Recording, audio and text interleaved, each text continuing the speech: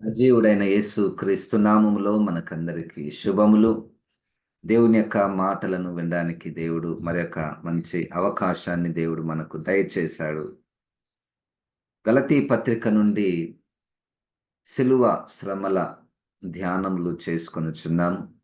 ఈ సిలువ విషయమై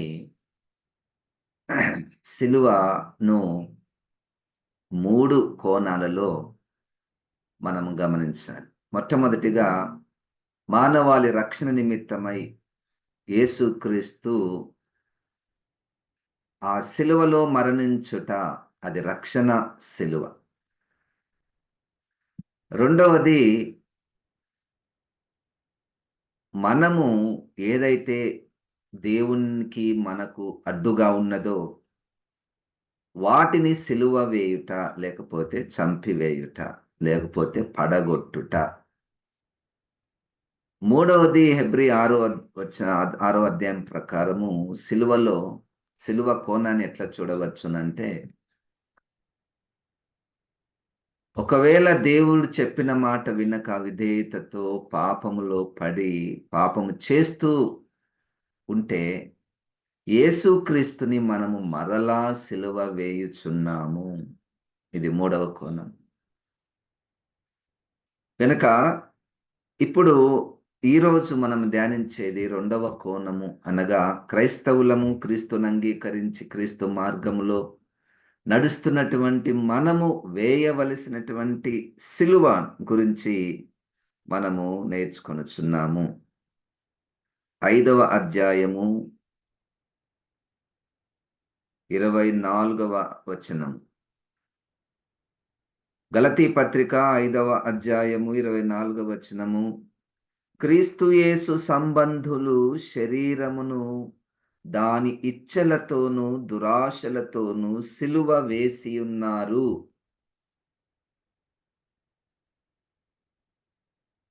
క్రీస్తు యేసు సంబంధులు ఒక పని చేశారు. క్రీస్తును వెంబడిస్తున్నటువంటి వారు, క్రీస్తును రక్షకునిగా దేవునిగా కలిగినటువంటి వారు శరీరమును దాని ఇచ్చలతోనూ దురాశలతోనూ సిలువ వేసి ఉన్నారు. ఇప్పుడు శరీరము విషయమై మనం ఆలోచన చేస్తే, మన శరీరము ఇది పాప శరీరము. ఇది పాప శరీరం. అది దావీదు గారు గుర్తిస్తాడు. ఏంటంటే, తల్లి గర్భము నుండియే నేను పాపిని, తల్లి గర్భము నుండియే పాపిని. గనుక పుట్టుకతోనే పాపం, జన్మ పాపం, ఇక దాని తర్వాత కర్మ పాపం. సరే, ఇప్పుడు శరీరం విషయమై మనము ఆ శరీర విషయముల యొక్క 24వ వచనంలో, దాని ఇచ్చలతోనూ దురాశలతోనూ సిలువ వేసి ఉన్నారు, చంపివేసి ఉన్నారు. అపోస్తలుడైనటువంటి పౌలు గారు కూడా ఈ శరీర విషయమై ఎంతో ఆయన బాధపడిపోతాడు. 7వ అధ్యాయంలో రోమా పత్రికలో ఆయన శరీరములో ఒక నియమము ఉంది అని ఆయన గుర్తిస్తాడు. ఆ మాట మనము చదువుదాం. రోమా పత్రిక 7వ అధ్యాయము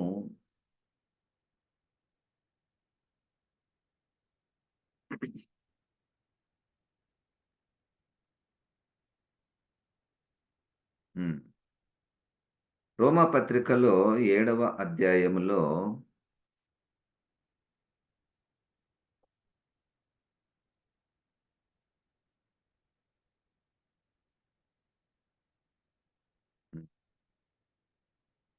14వ వచనం. ధర్మశాస్త్రము ఆత్మ సంబంధమైనదని ఎరుగుదుము. అయితే నేను పాపమునకు అమ్మబడి శరీర సంబంధినయ్యున్నాను. ఎలైనగా నేను చేయనది నేను ఎరుగను, నేను నిశ్చయించున్నది చేయక ద్వేషించున్నదియే చేయుచున్నాను.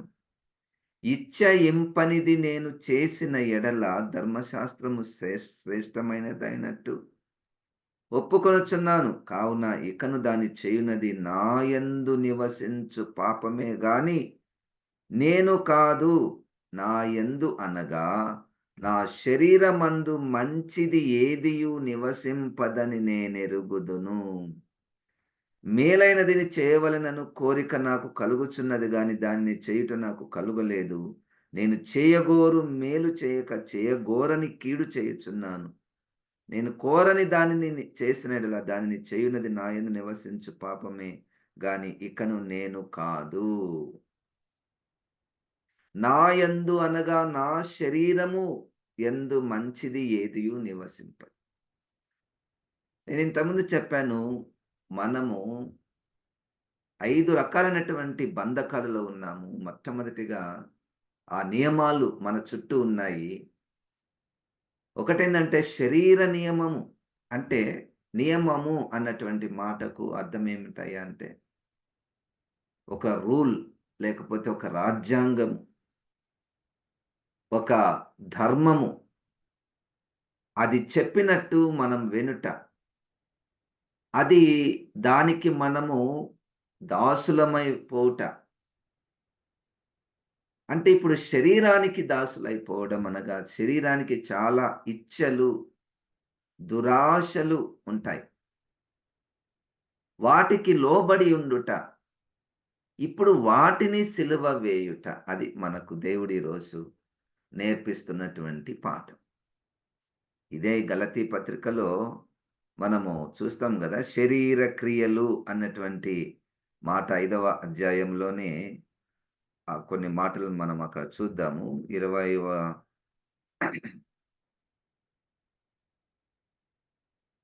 5వ అధ్యాయంలో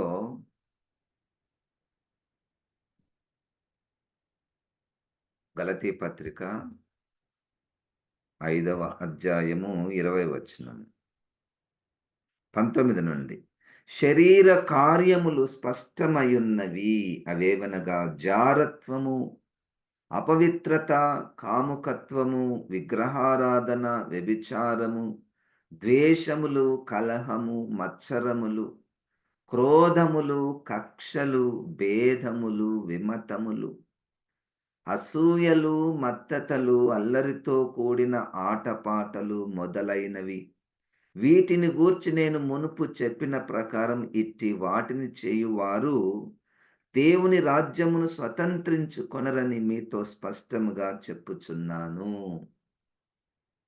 ఈరోజు మనము సిలువ వేయవలసి ఉన్నది మన శరీరమే. మన శరీరంలో అంటే కేవలము బాహ్య సంబంధమైనటువంటి అవయవాలు మాత్రమే కాక, ఈ అవయవాలు పనిచేయునట్లు ఒక నియమము మన మెదడులో ఉంచబడింది. అక్కడి నుండి ఆజ్ఞ జారీ అయ్యి మన కనులకు, మన చెవులకు, మన మాటలకు, మన చేతులకు, కాళ్ళకు ఆజ్ఞలు బయలుదేరుతాయి ఇక్కడి నుండి. వాటినన్నిటిని ఏమంటారంటే శరీర నియమాలు. ఒక్కొక్కరికి ఒక్కొక్క శరీర నాకు సంబంధించినటువంటి ఒక డ్రైవ్, ఒక ఫోర్స్ అది ఆ ఇచ్చ, ఆ దురాశ కలిగినప్పుడు అన్ని అవయవాల ద్వారా ఒక్కొక్కసారి మనం పడిపోము. కొంతమందికి కన్నులు చాలా తేటగా ఉంటాయి. మంచి కనులు అంటే మంచి వాటిని చూడ్డానికి మాత్రమే వాళ్ళు ఉపయోగిస్తారు. చెడును వారు చూడరు. చెడును గూడా వినరు. కానీ ఈ నోటిని మాత్రము కంట్రోల్ చేసుకోలేనటువంటి పరిస్థితి. ఇప్పుడు మనము నోటిని సిలువ వేయుట, నాలుకను సిలువ వేయుట. కొంతమందికి వినేటటువంటిది. అనవసరమైనటువంటి వాటిని కొండెములు చెప్పుట, కొండెములు వినుట శరీర క్రియ. అయితే అది ఒక మన శరీరములోనే ఒక నియమం ఉన్నది. అది పౌలు గారు గుర్తించి, అయ్యో! ఎవడు నన్ను దీని నుంచి విడిపిస్తాడు? ఇప్పుడు సమస్య అయితే నీకు తెలుసు. సమస్య నీ శరీరంలో నీకున్న సమస్య. ఒక్కొక్కసారి మనము జారత్వం ఏం చెయ్యము, వ్యభిచారం ఏం చెయ్యము, విగ్రహారాధన ఏం జేయడం లేదు సార్. అయితే చూడండి, కక్షలు, శరీర క్రియ అంటే ఇది. కక్షలు ఒకరి మీద, ఒక కుటుంబం మీద, ఒక సమాజం మీద కక్షలు పెట్టుకొనుట శరీర క్రియ. దాన్ని సిలువ వేయుట. ఇప్పుడు పరిష్కారం ఎక్కడుందయ్యా అంటే, ఒక్కొక్కసారి మనకనిపిస్తది. నా శరీరంలో నాకివి ఉన్నాయి. మత్సరము, అసూయ, భేదములు ఇవన్నీ నాలో ఉన్నాయి. మరి ఏంటి పరిష్కారము అంటే, ఒక అద్భుతమైనటువంటి వాక్యము రోమాపత్రిక 8వ అధ్యాయము 12, 13 వచనాలు. ఇది ఎప్పుడు నేనైతే ఈ విధంగా ప్రార్థన చేసుకుంటూ ఉంటాను. ఎందుకంటే, నా శరీరంలో ఉన్నటువంటి అవయవాలలోని కొన్ని అవయవాలు అప్పుడప్పుడు ఇట్లా బయటికి లేస్తూ ఉంటాయి. బయటికొచ్చేస్తుంటాయి. కక్షలు, విమతములు, అసూయలు, కొండెములు, నోటి ద్వారా అబద్ధం వచ్చేస్తది. వెంటనే తెలిసిపోతది. అబద్ధం ఎట్లా వస్తుంది? చూడడము, ఇవన్నీ వచ్చినప్పుడు, ప్రభా! నువ్వు నాకు వాగ్దానం చేశావు.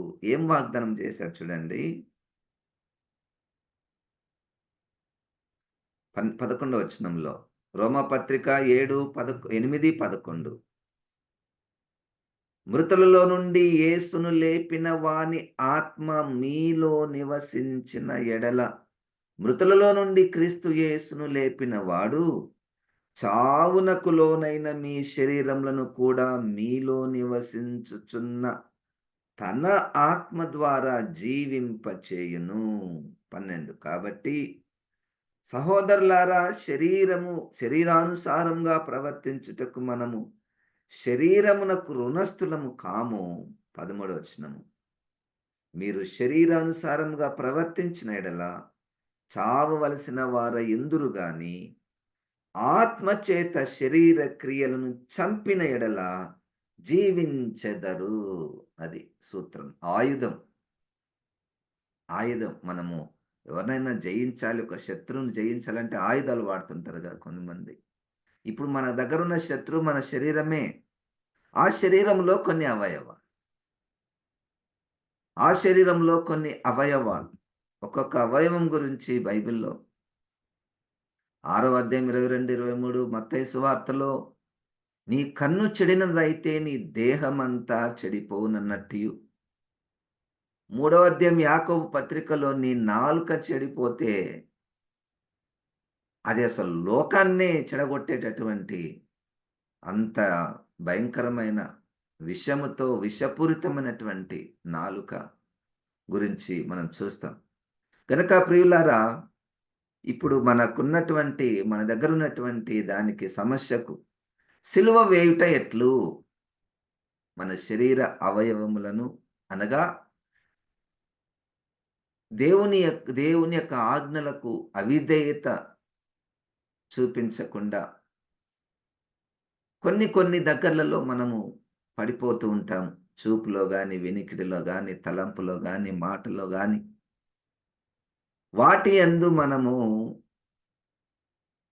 వాటి విషయమై ప్రతిరోజు మనము ప్రార్థన చేసుకొనగలిగితే, ఈ శరీరానికి ఆశలెక్కువ. చాలా సార్లు నేను గూడా చెప్పాను. ఒక్కొక్కసారి మనము భోజనం విషయంలో మనకు ఆశా నిగ్రహము లేకపోతే నరకానికి కూడా వెళ్ళే ప్రమాదం ఉన్నది. యూదా పత్రిక. అదొక శరీర క్రియ.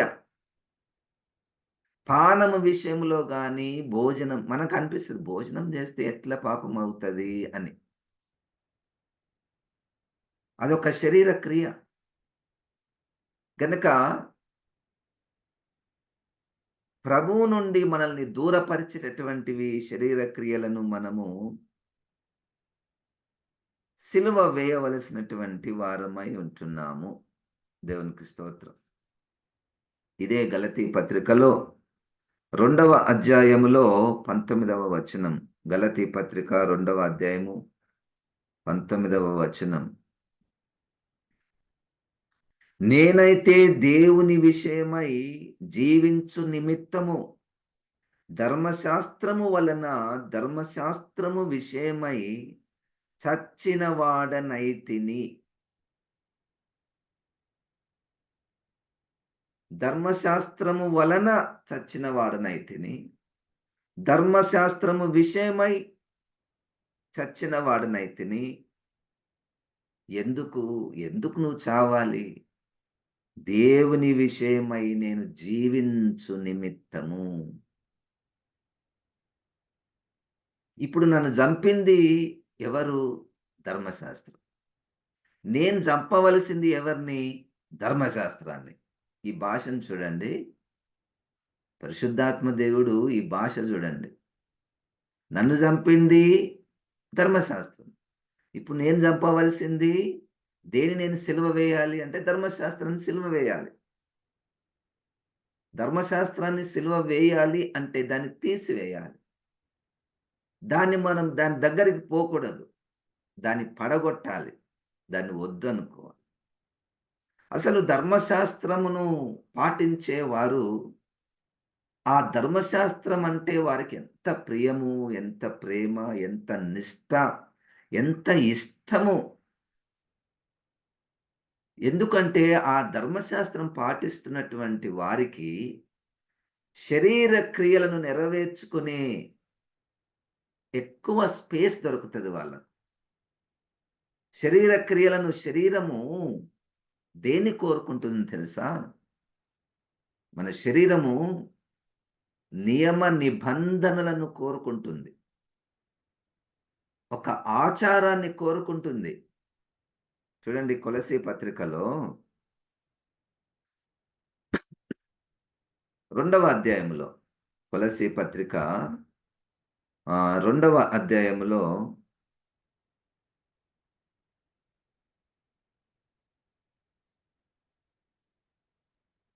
హ్మ్.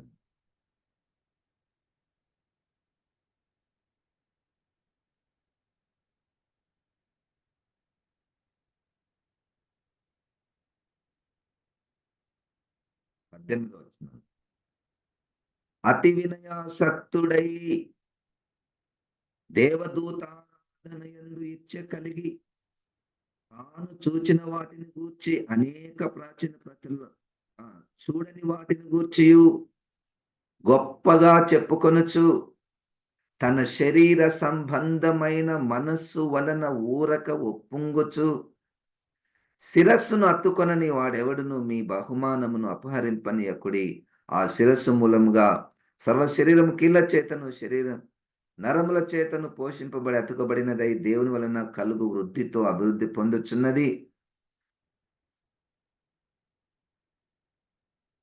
21 మనుషుల ఆజ్ఞలను పద్ధతులను అనుసరించి చేత పట్టుకొనవద్దు, రుచి చూడవద్దు, ముట్టవద్దు అను విధులకు మీరు లోబడనేలా అవన్నీయు వాడుకొనుట చేత నశించిపోవును.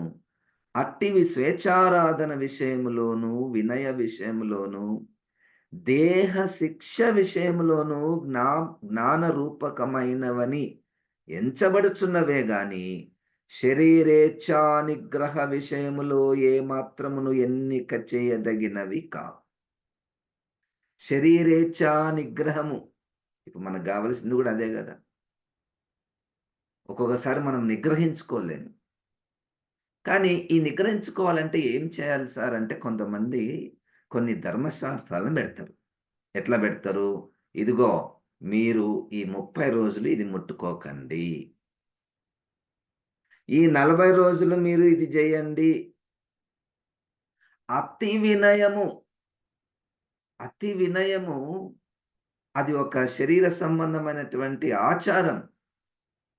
ప్రతిరోజు మీరు నమస్కారం పెట్టాలి, స్నానాలు చేయాలి, తలస్నానం చేయాలి, ఇట్లా తిరగాలి, అక్కడ ఎక్కాలి, నడుచుకుంటూ వెళ్ళాలి, కొండలెక్కాలి. ఇవన్నీ శరీరేచ్ఛ నిగ్రహ విషయములో ఏమాత్రమును ఎన్నిక చేయదగినవి కావు. వాటి ద్వారా శరీర ఆశలను నిగ్రహించుకొన జాలరు.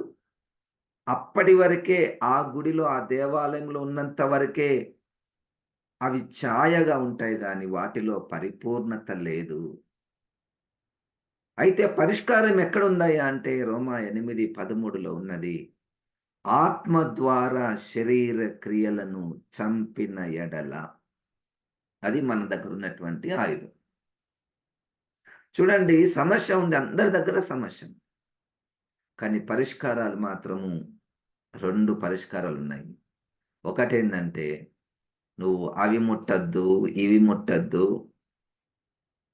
అవి చేయొద్దు, ఇవి చేయాలి అన్ని కొన్ని కఠినమైనటువంటి నిర్ణయాలు తీసుకుంటారు కొంతమంది. కఠినమైనటువంటి శరీరాన్ని గాయపరుచుకునేటటువంటి నిర్ణయాలు తీసుకుంటారు. అది కొంత మేరకు ఉపయోగపడుతుంది. కానీ మొత్తానికి ఒక ఒక దినమొస్తది. ఆ దినమందు మన శరీరము పవిత్రముగా ఉంటుంది. ఎందుకంటే మన శరీర క్రియలన్నిటిని మనం సిలువ వేస్తున్నాము. ఎట్లా సిలువ వేయాలి సార్? నా చేత కావడం లేదు అంటే, అప్పుడు 2వ తిమోతిలకు రాసినటువంటి పత్రిక 1వ అధ్యాయము 7వ వచనం కూడా ఆ మాటనే మనం చూస్తాం. 2వ తిమోతి 1వ అధ్యాయము 7వ వచనం. దేవుడు మనకు శక్తియు, ప్రేమయు, ఇంద్రియ నిగ్రహమును గల ఆత్మనే ఇచ్చెను గాని పిరికితనము గల ఆత్మనియ్యలేదు. హల్లెలూయా! ప్రభువా, నీవు నాలో ఉంచినటువంటి ఆత్మ ద్వారా మాత్రమే ఈ ఆశా నిగ్రహము. అందుకనే మనకు ఈ గలతీలోని 5వ అధ్యాయం 22వ వచనంలో ఇప్పుడు ఆత్మఫలం. ఈ ఆత్మఫలములో ఒక లక్షణం ఏంటంటే ఆశా నిగ్రహము. ఆశా నిగ్రహము అన్నటువంటిది. ఎందుకంటే ఈ శరీరానికి చాలా ఆశలుంటాయి. ఒక్కొక్కరికి ఒక్కొక్క ఆశలు. శరీర ఆశలను మితిమీరితే పాపమునకు దారితీయును. అది పాపముగా అగుపడదు. పాపముగా అగుపడదు. చూడండి, ఒక శరీర క్రియ, ఒక ఇచ్చ, దురాశ మొట్టమొదటిగా అది దైవత్వానికి సంబంధించినటువంటి వాటితో ముడిపడి ఉంటది. అపవాది మనల్ని మోసం చేసేది ఇది పాపము, ఇది చేయకూడదన్నటువంటిదిగా ఏముండదు. అది పవిత్రమైనదిగా ఉన్నట్టు, ఇది దేవుని సంబంధమైనదిగా ఉన్నట్టు, దానికి దేవుని పేరు పెట్టి, దేవుని యొక్క కలర్‌ని పూసి, ఇక్కడ స్టార్ట్ చేసి, ఆ శరీర క్రియతో స్టార్ట్ చేసి, దాని అంతము పాపములో పడిపోతుంది. దాని అంతము పాపములో పడిపోతుంది. శరీర క్రియలను సిలువ వేయవలసినటువంటి వారమై ఉంటున్నాం. 14వ అధ్యాయం అపోస్తలుల కార్యములో, 3వ అధ్యాయము 12వ వచనం అపోస్తలుల కార్యములో, అపోస్తలుల కార్యములో 10వ అధ్యాయంలో ఒక శరీర క్రియ వచ్చేసింది వీళ్ళ ముందటికి. ఏంటి? శరీర క్రియ దేవుని రూపంలో వచ్చేసింది. దేవుని పేరట వచ్చేసింది. ఇదిగో నువ్వు వస్తున్నావు, మంచి దైవజనుడవు, అద్భుతమైనటువంటి దైవజనుడవు నువ్వు వస్తున్నావు. నేనెవరిని తెలుసా? నేను ప్రతిరోజు ప్రార్థనలు చేసేవాడిని. నేను నీతిమంతుడను. నేను అందరికీ సహాయం చేసేవాడిని. నా గురించి ఈ ఊర్లో అందరికీ తెలుసు. నీకు చెప్పింటారు నా గురించి. నువ్వొస్తేనే నీ కాళ్ళ మీద పడ్డాను. నీ కాళ్ళ మీద పడ్డాను. నీకు నమస్కారం చేశాను. అది శరీర క్రియ. వెంటనే ఆ దైవజనుడు భయపడిపోయాడు. భయపడిపోయి లేపాడు. "నో, నో, ఇంకొకసారి తప్పు నువ్వు చెయ్యకు." "అదేంటి సార్ దైవజనుని కాళ్ళ మీద పడడం తప్పా?" అది అక్కడ స్టార్ట్ అయితది. మనకు తప్పుగా అనపడదు. తర్వాత ఏమైతది తెలుసా? మన వైపు నుండి జరిగే ప్రమాదం ఏమిటంటే, దేవుణ్ణి చూడడానికి బదులు దైవజనులుగా ఎంచబడుతున్నటువంటి వారి వైపుకు మన మనసు మల్లుతుంది. నంబర్ 1. అవతల వ్యక్తి ఏమనుకుంటాడు? ఆహా! ఇదేదో చాలా బాగుంది. నన్ను వాళ్ళు దేవునిగా ట్రీట్ చేస్తున్నారు. నాకు మంచి గౌరవం ఇస్తున్నారు అని ఇక ఆయన దాన్ని ఆశిస్తాడు. ప్రతి దగ్గర నుంచి, ప్రతి వ్యక్తి నుంచి. నాకు నమస్కారం, నా కాళ్ళ మీద పడి ఉంటే బావుంటుండే. నా మీదనే ఆధారపడి ఉంటే బావుంటుండే. నన్ను హెచ్చించి ఉంటే బావుంటుండే. నాకు సన్మానం చేసి ఉంటే బావుంటుండే అన్నటువంటి మనస్సు వచ్చుటనే శరీర క్రియ. దాని అంతము పాపం. కనిపించే పాపాలెన్నో మనకు తెలుసు. కనపడనటువంటి శరీర సంబంధమైనటువంటి పాపాలు ఎన్నో మనకు ఉన్నాయి. నేనేం ఆశిస్తాను తెలుసా?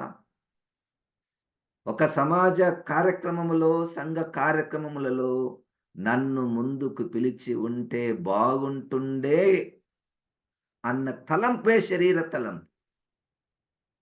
నన్ను వాళ్ళు గుర్తించలేదు అన్న తలంపే శరీర తలంపు. ఇప్పుడు దాన్ని సిలువ వేయాలి నువ్వు. దాన్ని సిలువ వేయాలి. నన్ను వాళ్ళు ఆ ముందుకు పిలవలేదు, కూర్చోబెట్టలేదు, కుర్చీ ఎయలేదు, సన్మానించలేదు. నేనింత జేసినానయ్యా పరిచర్య. నన్ను వాళ్ళు గుర్తించలేదు అన్న తలంపు ఇంగక్కడితో ఆగకుండా ముందుకెళ్ళి ఇతరులతో వాదించుట, అది శరీర క్రియగా గుర్తించి, ఇప్పుడు దాన్ని సిలువ వేయాలంటే ఆత్మ దేవుని కార్యం. మనమేమన్నా దొంగతనం జేసినామా? ఎవరైనా పోయి పొడిచినామా? ఏం జేయలేదు గదా!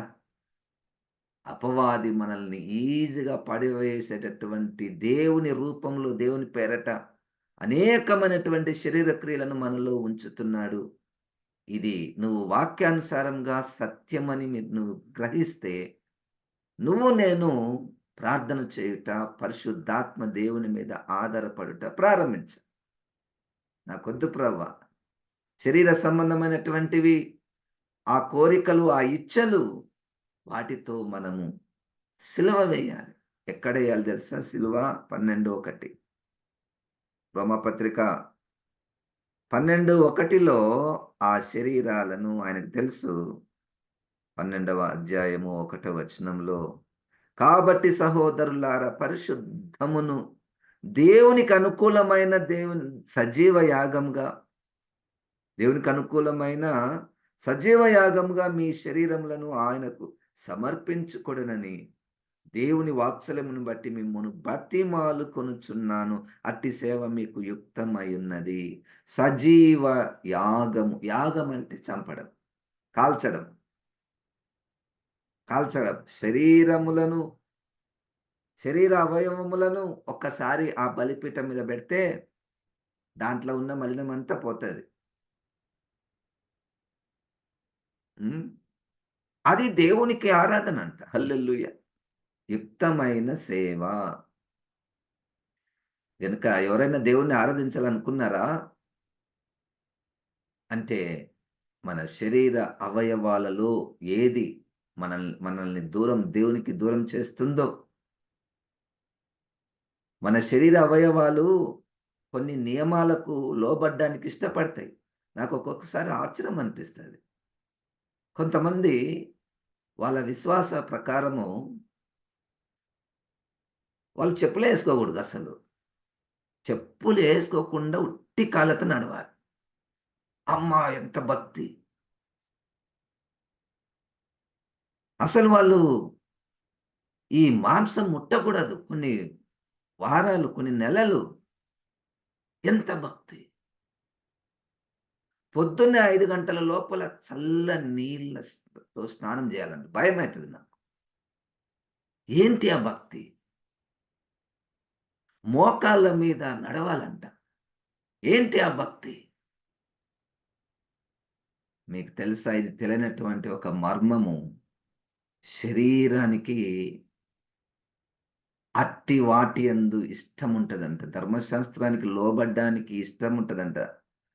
శరీరాన్ని లోబడతది, ఇష్టపడతది. ఎందుకు తెలుసా? అది ఉట్టిది. దాని ద్వారా ఎవ్వరు కూడా ఆశా నిగ్రహము చేసుకొనలేరు. 2వ అధ్యాయము 21, 22 కొలస్సీ పత్రికలో మనం చూసాము. కఠినమైనటువంటి విషయాలను, కఠినమైనటువంటి ధర్మాలను, నియమాలను, క్రమశిక్షణను మన శరీరానికి పెట్టుట ద్వారా ఆశా నిగ్రహము రాదు అన్నది వాక్యము. మరి ఎట్లా వస్తది ఆశా నిగ్రహం అంటే ఆత్మదేవుని ద్వారా వస్తది. అది ప్రభువే మనకు సహాయం చేయాలి. హల్లెలూయా! సహాయం చేసినప్పుడు మనకు ఆ శరీరం మీద ఆ శరీర ఆశల మీద మనకు ఆశ పోతది. అది జూడాలి, ఇది తినాలి, ఇది మాట్లాడాలి, అది వినాలి. అన్నీ మనకు ఆశలు పోతాయి. శరీరము పరిపూర్ణంగా ఉండాలని ప్రభు కోరుచున్నాడు. శరీరమును దాని ఇచ్చలతో కూడా, దురాశలతో కూడా మనము సిలువ వేయవలసినటువంటి వారమై ఉంటున్నాము. ఈరోజు ఒక ఆయుధం నువ్వు తీసుకోవాలి. ఒక వాగ్దానం నువ్వు తీసుకోవాలి. ఏంటంటే పరిశుద్ధాత్మ దేవుని ద్వారానే నీ శరీర క్రియలను చంపగలవు. ప్రభా ప్రార్థన చేసుకుందాం. ఆత్మదేవా నువ్వు వాగ్దానం చేశావు ప్రభా. నడినెత్తి నుంచి అరికాలు వరకు ఉన్నటువంటి వాక్యానికి దూరం చేసే ప్రతి శరీర క్రియను నువ్వే చంపివేసి మమ్మల్ని పరిపూర్ణులుగా చేయమని యేసు నామమున ప్రార్థిస్తున్నాం తండ్రి. ఆమేన్. ఇప్పుడు మన పరమ తండ్రి అయిన దేవుని యొక్క ప్రేమయు, ప్రభువైన యేసు క్రీస్తు యొక్క కృపయు, శరీర క్రియలను చంపగల పరిశుద్ధాత్మ దేవుని యొక్క శక్తి మనకు సదాకాలము తోడై ఉండునుగాక. ఆమేన్. ఆమేన్. దేవుడు మనల్ని దీవించునుగాక.